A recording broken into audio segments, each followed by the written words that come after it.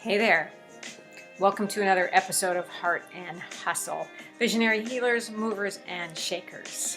I am your host, Paulette Rees-Denis, here to bring you magic makers from around the globe, people who are creating change, who have small businesses, large businesses, hobbies, but they are creating the life of their dreams.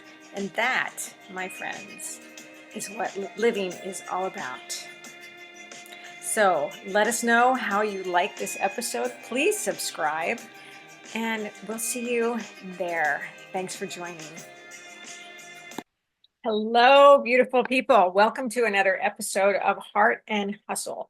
Visionaries, healers, movers, shakers, all the people who make the world go round. I am your host, Paulette Rees-Denis, and I am so happy to be here. I'm your movement motivator and your passion instigator. I run a global dance company. I'm a poet and author, and I love having this podcast. And this is my 6th year.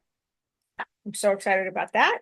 And I love bringing these conversations to you, these discussions, these ideas with people who are creating change in their life, who are helping other people create change in their lives, making magic, and living the life of their dreams. And so today I get to bring you Julie Barth. I'm so excited. And I've just met her too. So we all get to meet her at the same time. I'm so excited about that. Welcome, Julie. And thank you for having me. It's nice to meet you, Paulette. 6 years is quite an accomplishment. Congratulations. Thank you. Thank you. It's been so fun. I just really, truly, truly love talking to people and hearing people's stories. It's so inspiring, and it's just like, wow. I mean, there's so many people in the world, and sometimes you just don't know what other people do. Yeah, everyone's got a story. Oh, it's so good. And you, my friend, have quite a story.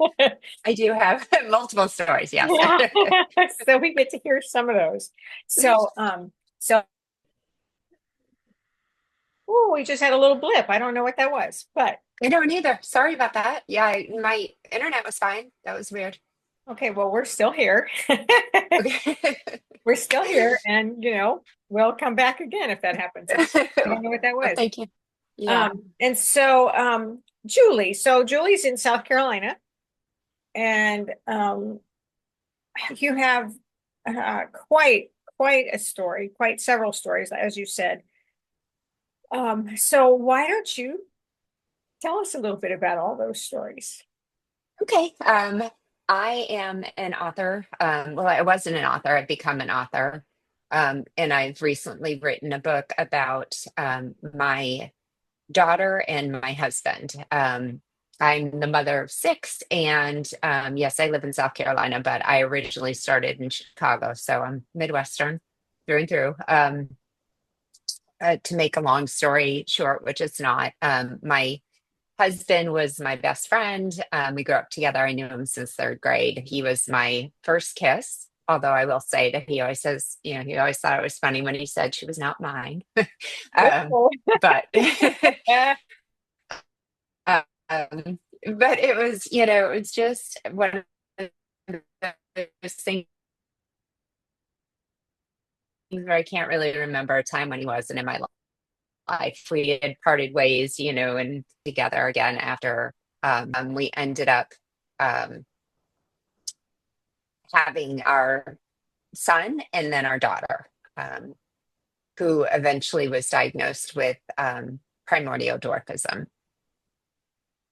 So it was a long, when I was pregnant with her, though, it was a long haul of her, they would say she's going to be small, but they couldn't tell me how. And it went from she had trisomy 18, which is a genetic disease, to she'd be born and not be able to breathe, to, it was really just, Wow. Yeah, it was over 40 different ultrasounds, and including an amniocentesis. And it was, pre-internet. I think AOL probably, but the dial-up. But it wasn't as if, there was enough. Maybe that was a blessing and a curse, because what do we do when we hear something's wrong? We run to Google and find out what Google has to say, and Google usually gives us the worst case scenario. But throughout it all, they couldn't ever show me that something was wrong with her. They'd say, well, she's not growing. But she always would look perfect on an ultrasound. So, there are many times along the way where they suggest, maybe she's not well, she had a placental tear. And, I just always had faith that unless somebody can tell me we know exactly what's wrong, I just had to have faith that what was meant to be And this was, was your and she second came out. child, right? It was my second child. My first child was a pleasant surprise. So, we tried very hard for the second one. We had a couple of miscarriages before her. So, where the first one was, a shock, the second one was really, really planned for. And so she came out and she was only 3 pounds and they weren't prepared. So, yeah, it led to a series of medical malpractice and mistakes and who knows, universe. 43 surgeries later, we had her throat repaired. But we still didn't know what was wrong. I think it was, well, if as long as we don't hear anything's wrong, then we're going to assume nothing's wrong. And I could live with that. As hard as it was to not have an answer, I Mm. was able to keep rolling with it and say, people would say, oh, well, when she gets older, you won't even know.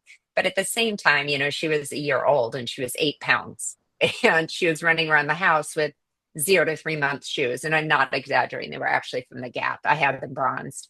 So we just kind of always knew that something was not right, but we thought, well, maybe she had a rough start. Then there came a point where one of my best friends came to me and said, I know what Tatum has. And, after traveling different hospitals and getting her through, there was a part of me that was like, well, I'm glad you do, but, it was as TV was turning, there was a show on called, it was on the Discovery Channel, and it was about primordial dwarfism. And so it wasn't just her, I could dismiss what she said to me, but like random people would walk up to us at the grocery store and say, I saw your daughter on the Discovery Channel show. And I was like, what are you talking about? Oh, wow. So yeah, I Googled it one day and up popped Tatum, everything about her. She was able, there's no marker for it. There's no genetic thing that we could have tested for her. Chromosomes came back fantastic. I shouldn't say that, but everything's fantastic, but just we could never pinpoint what it was. So we think she has primordial dwarfism to this day. She has similar characteristics. Oh, well, She had how a old is lot she of now? She is 24 Right. now. Okay. Yeah, but Wow. she's 24 and she's 24 pounds. So Oh, she, yes, she is quite a okay. force. Yeah, yeah. Um, and so through all the incidents and everything else, she kept going, when they said she couldn't do something, she did it. I would have therapists over and say, can she walk up the stairs? And I'd say, I don't think so. And, they leave the house and next thing I knew, she was up the stairs. So, the minute she started being on her own and things started getting back to normal, the trach was taken out, so we didn't need the night nursing. Um, Colin just started exhibiting he had stomach aches and he was a trader down at the Board of Trade. So his job is very stressful after everything with Tatum. I think we just assumed he was having heartburn, heart issues, stomach issues, and kept going back and forth to the doctor. And one day I just said to him, just go, like, go figure it out, quit messing around with it. And we were having this huge Halloween party. So he went to the hospital, and within a couple hours later, they told him that he had, well, they thought they couldn't be sure, but they noticed that he had several lesions on his liver and a tumor on his pancreas. So at that point, he was diagnosed with stage 4 pancreatic cancer. And we had two other children besides that. So in total, we had four. Our youngest at the time was 6 months when he was diagnosed. And they said, basically, take him home. He's got 2 weeks to live and Oh, let him say God. goodbye to his children. Yeah. Yeah. So, I mean, and this was 15 years ago. I I pray every day that they come up with something better for pancreatic cancer, because anyone who's ever watched it it's one of the worst cancers you can imagine. And but even at that point, there's not much around today, but there was like nothing for people with pancreatic cancer. It was inoperable, and so he ended up living 16 months. Um, It's a lot so different we than did two have some time. weeks. It is a lot. Yes, it was a lot different than Wow. 2 weeks. Yes. Yeah. So, I think we were both under the impression that he wasn't going. He was only 34 years old actually at the time, and, just so much more life to live. So we did all that we could to get him into trials and just stay positive. And so the book that I wrote was really a memorial. It shouldn't say memorial. At the time, it seemed like it was just a chronicle of all that we went through. I would take him down to chemo on Tuesdays, and we called it Chemo Tuesday. And I thought it would be a great time. We have 4 little kids at home. I thought, oh, well, I have time to reconnect and have those wonderful life moments. And he was just so sick that it ended up where I was in the throes of coming off of Tatum, still trying to figure out everything that happened there and process it. So I started writing her story. And what I would do is I would write it on my BlackBerry and I would email it back to myself, and then I pieced it together. So that's why the book's called Notes from a BlackBerry. Love it. And do you have a picture of So it? Do you have your book right there? I do. Ironically enough, I do. It's Love it. And so when did this come out? Look at it all your came out notes at in your book. I now. love it. I hate to say those are mistakes. No, it came out in April of last year. Wow, Um, congratulations. yeah, thank you. And the greatest thing just happened about 2 weeks ago.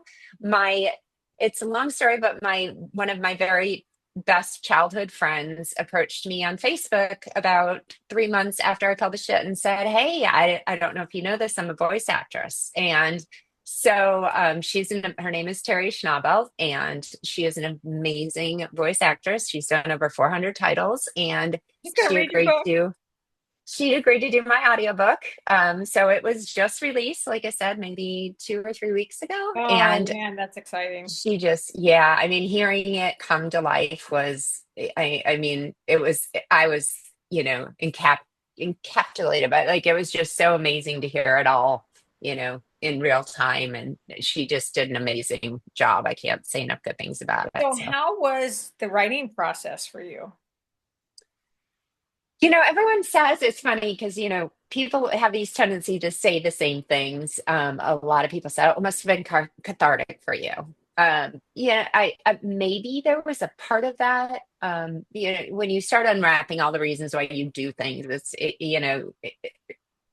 looking back on things changes the perspective. But at the time, I think, as I said, I just needed to process, like, it was I almost lost Tatum so many times I can't even count. I would bring her in for a routine checkup and she would end up blue lining, and Oh, it geez. just, yeah. So and that's what I wrote about in the book was, she is a miracle. There's no reason she should be here, like absolutely none. She wasn't supposed to be, she wasn't supposed to make it after 2 months when the placenta started tearing. She wasn't supposed to make it to birth. She was supposed to not be able to breathe. Oh, She was, and she's it's, supposed to be here for a reason. she is here for a reason. And I think that that was really one of the driving forces. Writing the book was more to chronicle, I think, for my children. Um, I have 6 now, and I had always feared that they wouldn't get to know their dad. So a lot of it was to tell Tatum's story. A lot of it was to bring to life, at one point, I just thought it was for my children. I wanted them to know the courage of their father and what Tatum went through, because you look at her now and you could never imagine all she's been through. Um, but I let it sit on my computer for 15 years. I couldn't deal. It was too sad. It was too honest. It was too raw. It was too everything. Mhm. Um, but I recently went through another huge life event, and I didn't at the time. I had promised Colin in his final days that his death would not be in vain. It had to mean something. Something had to come from it. Tatum's also had some challenges. She came down with cancer um, when she was 13, and she had her right side removed. And I just probably about 2 years ago, I saw her. She sat down. She's an artist, and she is an amazing, self-taught, beautiful. Just what she does is so amazing. And I saw her drawing, and all she wanted to do is be a part of the world. And it's very hard for her to be a part of the world because she lost her voice when we had her trach chain, taken out. The cancer took away a lot of her mobility. She's, like I said, 24 pounds. She has a hard time, she's in a lot of pain a lot of the time, but she wakes up every day and makes the best of every minute. You never hear her complain. She's got a list of probably 100 people every day that she messages good morning to. Random strangers on social media will ask if she will paint, their dog for her. Or, she'll just send people Mm. jewelry and art, and Oh, it's just that's so she is beautiful. such a force. Yeah. And so, what has this done for your purpose in the world? So, what are you doing now? How is this had you move forward? Well, I think, when I saw her doing the art, I just felt like the world needed to see this, like she's my little secret, and she needs to be more than that. Her light and the way that she has been through everything and just continues to enjoy everything around her is something that we all need to appreciate and understand that life is not endless. And we all get handed things in life that that phrase, God only gives us what we can handle. I don't believe that. I think God can give us way more than we can handle, but he also gives us the tools. If you look around and you see them, and you have to acknowledge them, and you have to be mindful of them, they're there. And sometimes we get so lost in the process of doing our day to day that we forgot that the sheer moments of joy are there. We just have to, look harder. Again, I went through a second stint where I was in a very abusive relationship, and um, Whoa, whoa, that's partially. when was this? Whoa. Well, that's what my second book is about. Okay. I was in a relationship and for 10 years, and it nearly took everything that I am. It squashed my light, it squashed my hope, and Hmm. not for very long, but I couldn't do anything to stop cancer. It was what it was. I couldn't do anything to stop genetic diseases. I didn't have any conscious choices about those. I didn't, I was put in those positions. Um, with the second situation that I was in, I made some real conscious decisions to be in relationship that was hard for me. It was horrible for my children. I decided to stay in that relationship. I'm not saying that I'm entirely at fault, but I feel as if I can make a difference in someone else's world, it is that. Just the sheer guilt, shame, all that comes with hiding secrets like Mhm. domestic abuse and violence, fearing that no one believe you, the devil you know being better than the devil you don't know. It was one of the hardest things I've ever had to walk away from. Oh, Julie. So my charity that I started up with my daughter, who's was 6 months when her father was um, diagnosed. She started a charity in middle school, and what she did was she would raise funds for pancreatic cancer. And over her time in high school, she raised thousands and thousands of dollars. So Wow. we decided she's a beautiful, bright 18-year-old who's now off of college, but we've decided to take it to a new level, a higher, bigger purpose. And we've included right now, what we're focusing on is helping women escape abusive situations. Um, thank you. But the what sets us apart from other charities is that we don't think that people should have to lose it all in order to get help. I think our society is so built, and don't get me wrong, I know that there are so many women who have to flee their homes, who are physically battered, and my heart goes out to each and every one of them. Thank God there are so many good charities out there that can help them. Where we differ is that we try not to go solely on any economic basis. You don't have to be at the poverty line. And unlike most states, most government agencies, we do acknowledge that economic, financial, and emotional abuse are real. They are a form of abuse. They are just as toxic and dangerous. And so that's where our focus is. We take women that are economically, financially, and really are fighting for the custody of children. And we provide legal assistance so that we can take that one thing off their plate so they can make better choices, so that they aren't living in fear, that they don't fall into poverty, Wow. that they don't just give away the farms so that they can just make nice, because you can't make nice with somebody who's abusive. Um, and that's what we do. That is so amazing. Oh, gosh. Oh, I'm like processing. I'm like, oh, I I have know. like 5 million things I want to say, but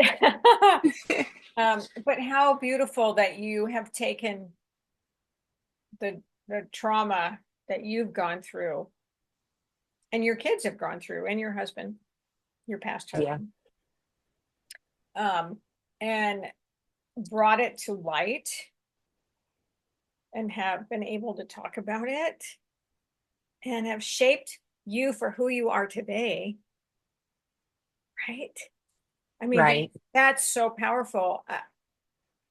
Unfortunately, but beautifully, it's Yes. it's made you this beautiful person who is giving back to the world, who is being able to share your story, but also offering support and encouragement and stories again. We just talked about stories earlier. It's like stories are so important because people need to hear what other people are going through. People need Yes. to hear how they've come out the other side. um so it's not all doom and gloom. I mean, it doesn't No. make it less hard, it doesn't make it less painful, but how you have been able to take your experiences and made them into something that not only helps you and your family, but also helps the others, right? Yeah. I mean, I think that, one of the things that I had to come to terms with, that I think we all struggle with, is that thought, like, I'm going to lose it all. We Oh, all struggle with that, oh 2 yeah. a.m. in the morning. Oh my gosh, I'm losing my house. I'm losing it all. But I think sometimes the things that we think we're losing, we really don't want to begin with. We just can't see it until we get on the other side of it. And that Yeah. is where my passion lies, is telling people, yes, you are going to lose it all. I mean, there's no way around it. But do you stay in something that is robbing your joy, robbing your light, making Yeah. your life less, because you're so afraid of losing whatever all of it is? I say every day that my very worst day today is 10 times better than my very best day for an entire decade. I Mm. don't have to live in fear. I don't have to worry about what's coming for me, what's being done behind my back, or that, it's my fault. There is nothing worse than, every day I would wake up thinking, I've done it again. I've made him upset. And then look at what I'm putting my children through. If I would just learn to keep my mouth closed, those Oh, things that are just they just take your life, and they're just so not worth it, because yes, it's horrible, but you stick in it for a decade, for what purpose? And I remember many people saying to me, who knew what was going on, because there were very few, would say, when you're done, you will know, you will be done. And I don't even know that I ever got to that point. I think it took him leaving me, which is, shameful enough to see. A lot of this is just shame and guilt, and getting on the other side and thinking, oh my gosh, what you almost feel like you were hypnotized, and it is all just fear based. Mhm, mhm. Fear is such a horrible motivation squasher. It keeps you stuck in something that, the worst case scenario is probably what you're living in instead of what you're imagining it's going to happen because you're living it. So, Yeah. Oh, there's so much. Wow, there's so much in there. All the shame, all the guilt, all the stories we tell ourselves it's our fault and blah blah blah. But it's just always remembering it's not really about you, it's about them. And that sounds so easy to say, you know, right. uh, but it's so true. And It is. And, I think that too, there was part of me that kept going with it as long as I did, because if I came to terms with what was going on, then I had to admit that I let so many years of things go on and turned a blind eye to it. And I was culpable. And it was much easier for me to, make it all light, make it, oh, it wasn't supposed to happen that way. And oh, it didn't mean to happen that way. Or, oh, I'm protecting my kids because we're not fighting in person or whatever it is right, that, and then the embarrassment of being exposed, you know, like I still there, I'm not gonna lie, I wake up many mornings thinking, what what happened in my home comes out. What if somebody comes to me and calls me a liar? What if somebody doesn't believe in me? And those are all fears that we all have, and they're real fears. But you can't live your life being afraid of what could right, happen. right. You have to balance what good could come from it. And I will tell you, if I could save one family, one child, my son, finally confessed to me when it was all over that he slept with a knife under his bed from the age of 6. No, Um, had I, had somebody said that to me up front when it was happening, I would have said, no, he doesn't, like to come to terms with all that you have turned your, you know, a blind eye to is really, really a difficult thing. But it's even more difficult to continue to stay in something that right. it, Well, and again, I mean, it all comes down to each of our stories and each of our paths. And I mean, you wouldn't be where you are today. You wouldn't no, be bringing this to light. You wouldn't be inspiring other people, and I think everyone correct. has to step into their power and own their story and be a voice. Agreed. Agreed. Be a voice. And I am willing Yeah, to, woman, go yeah. girl. I mean, Well, I had to do a speech in front of someone, and it's not that I don't do speeches. I do podcasts and stuff, but I had to be up in front of a whole group yesterday, and that to say out loud, it's even harder. It's hard for yourself to hear it. It's hard for yourself to admit things, and as many times as I say things, it still makes me kind of cringe somewhere inside. But you're right. If I had not, lost Colin, it was horrible. But then again, like the fact that I even had him for that short period of time, people will live a lifetime trying to have that love. And everybody has that thing in their life that might have come out bad. Like in the end, it might have just not turned out the way you wanted it to, but there was a reason that it happened the way it did.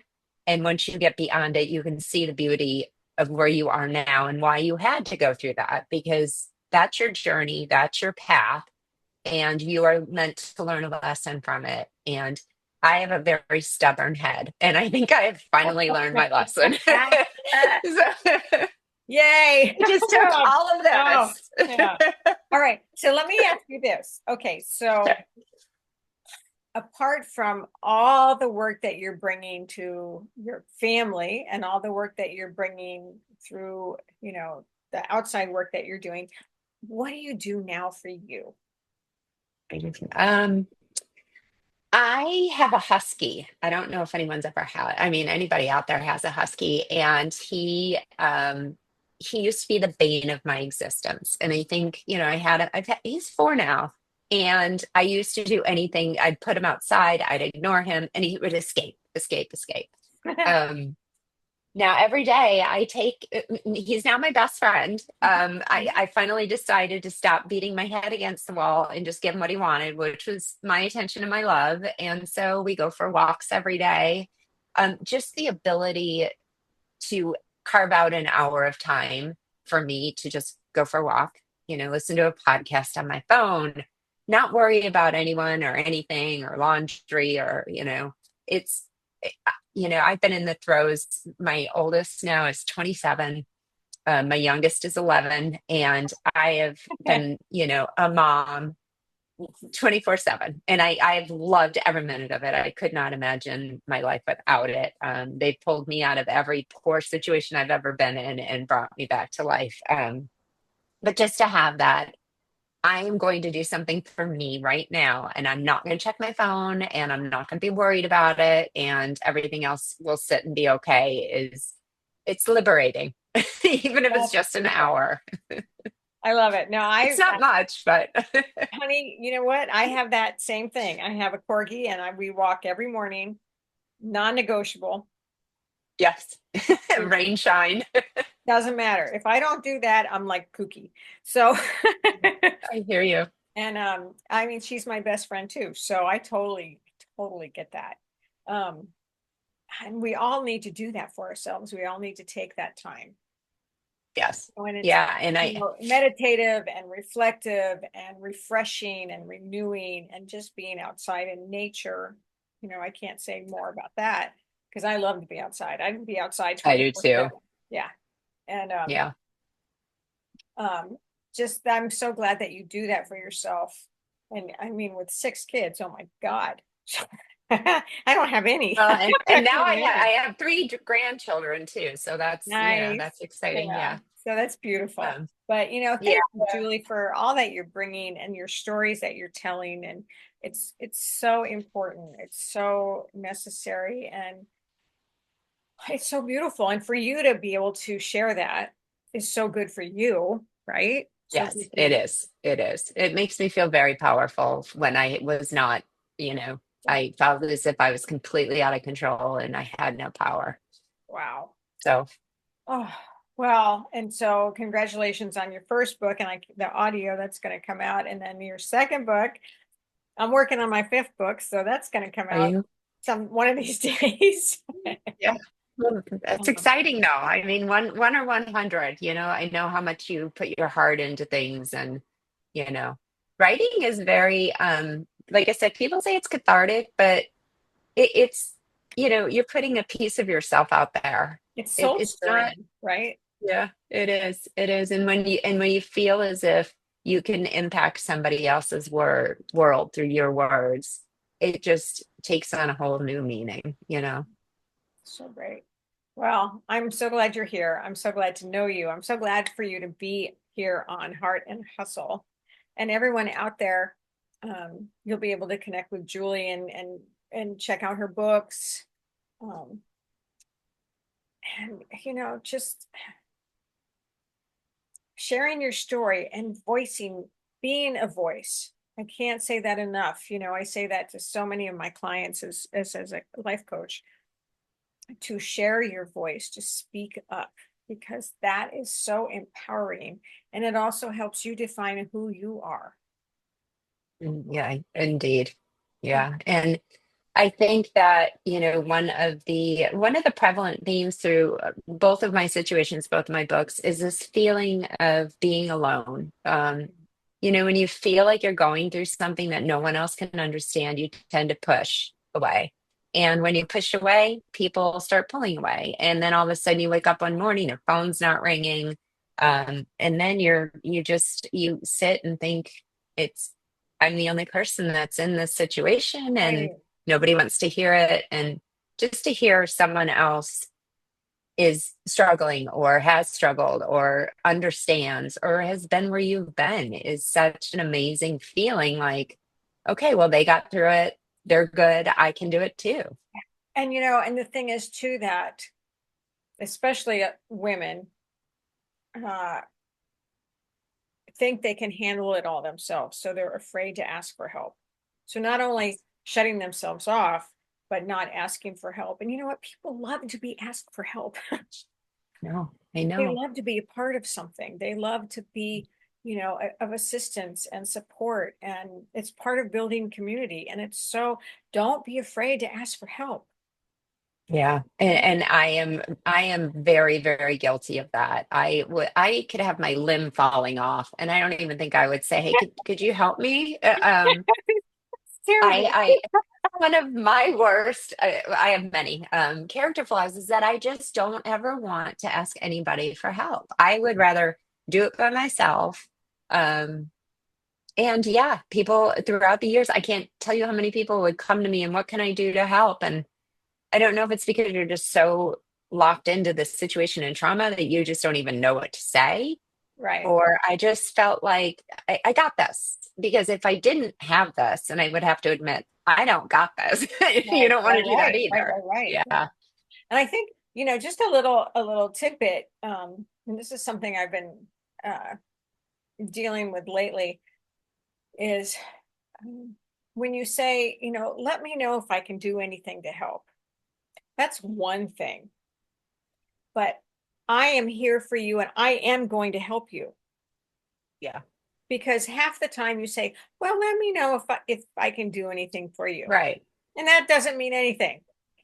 Right. And you're never going to take them up on it. Yeah. I was just speaking with someone else about this the other day. It's much better to just say, okay, listen, I am going to A, go grocery shopping for you, B, pick your kids up from school, or three, bring you Yes. Starbucks. Which one? Exactly You right. know, Exactly right. because And we and all, yeah. when you ask someone, what can I do to help? You know what they need. You can sit back and people think, I don't want to bother them. I don't want to overstep my bounds. I don't want when people are going through hard times, you can Do it. never overstep your bounds Just by do it. chipping in Yeah. and doing something. Yeah. Yeah. And I do understand that, like, I don't want to step on any toes, but I will say, when Colin was sick, I would wake up sometimes and we were in the Midwest and there was a gentleman, I don't even know who it was, but someone would come by every time it snowed and he would, snowplow my driveway. And I can't tell you, like, of all the things that waking up to know one thing was taken care of and something so brutal was just, and I never got to thank him because I don't even know who it was, Oh, but it's those it's your angel. acts of yeah, it's those acts of kindness that people do not because they want to say they Yes. did, not Yeah. because they want to, rise to the occasion, be the first person there. Just they do it just to do it and not ask for anything, even want to be acknowledged just because it makes them feel good to help somebody else out. Those are the true angels out there. Yeah. All right, my friends, you hear that? Take action. Take some action. That's There's beautiful. always grocery shopping. I That's mean, you can right. always fall on grocery shopping. And I love cooking for people. So yeah, Yes, yes, nothing like a definitely. little pot of soup coming your way. Yeah, yeah. I One of my least favorite phrases the entire day is "Mom, what's for dinner?" I can't stand it. I'm like, oh, I don't know. Oh, Reservations. I right, don't right, know. I right. can't Oh tell my you. gosh. Well, again, Julie, thank you for being here. Thanks for sharing your time with me and with all of us at Heart and Hustle Land. And blessings to you and continue to do the work that brings your soul and heart uh, so much love and connection and continuing to build community and support for others, sharing your story and being out there. It's so good. I appreciate you putting me out there. Yeah, Means a lot to me. that's great. That's great. And thank you everyone out in Heart and Hustle Land for being here and for sharing yet another beautiful episode. Um, I just love it. And I love sharing people with you and I love sharing you with people. So it all goes around. All right. And so until we meet again, next episode, next couple weeks, and let me know or let Julie know comments, questions, um, and what you can do to be part of the story as well. Okay.